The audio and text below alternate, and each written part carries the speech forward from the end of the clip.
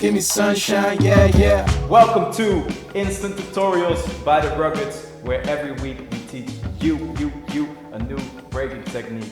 My name is Jesse, and today I'm going to teach you the easy rock. Let's get to it. Don't forget to subscribe. Alright, first thing, you need to think of yourself as a coin, right?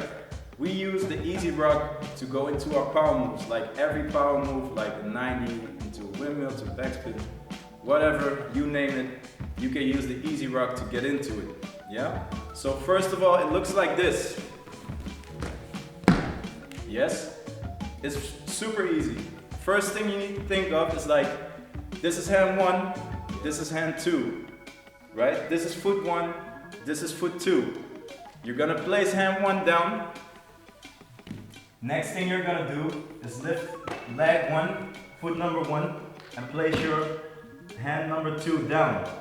Right, next thing, we're gonna lift up to a handstand, lift your other foot, and land again on foot number 1.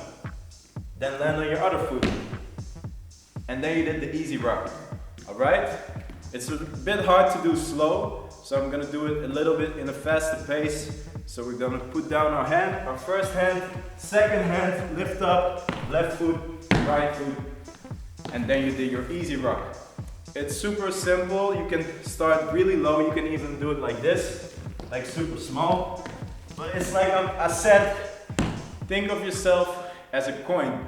Like, you know when you spin a coin and it like starts to fall and it goes like this? That's you. Well, this was the easy rock.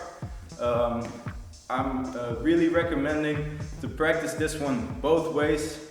Yeah, it's very basic, but you need it. And that's it. Enough talking. You should go practice.